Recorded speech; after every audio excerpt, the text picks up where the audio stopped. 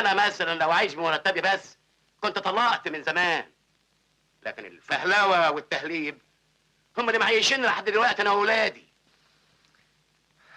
استاذ نافع، انت لص وحقير ومرتشي. الله الله الله، شيوعي بقى حضرتك، من الناس الهدامين اللي مبوظين عقول العيال في المدارس. اخرس. اسمع مننا الكلام المفيد بقى.